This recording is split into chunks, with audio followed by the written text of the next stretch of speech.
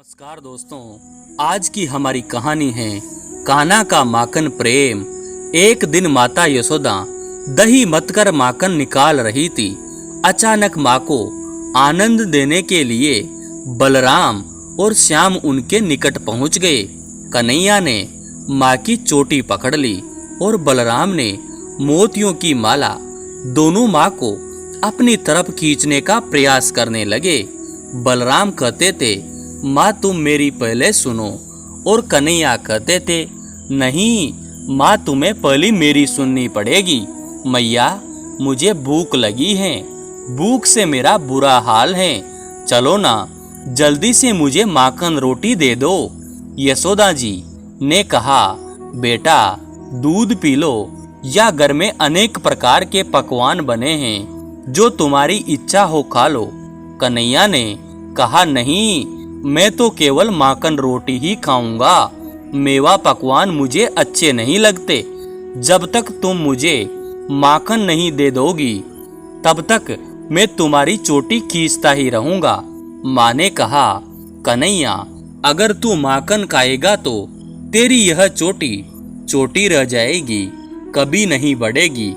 कन्हैया ने कहा, माँ तुम दाऊ भैया को तो कभी मना नहीं करती, वह जब भी मांगते हैं तुम उन्हें माखन रोटी दे देती हो, मुझे क्यों नहीं दे रही हो?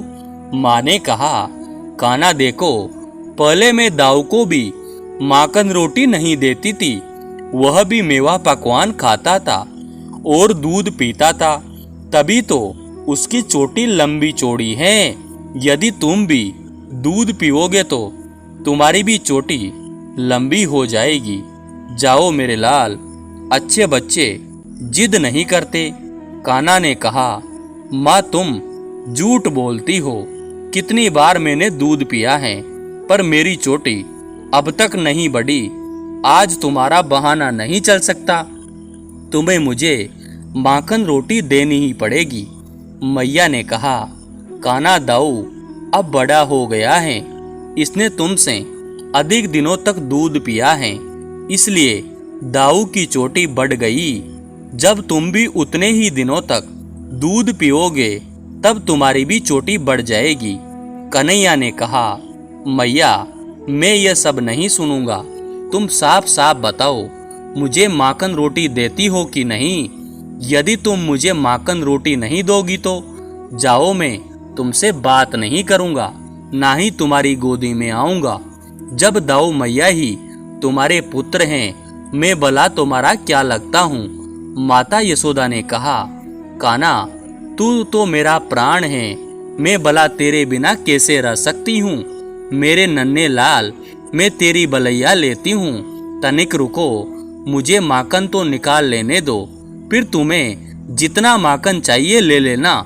इस प्रकार माता यशोदा की आंखों से प्रेमासु छलक पड़े।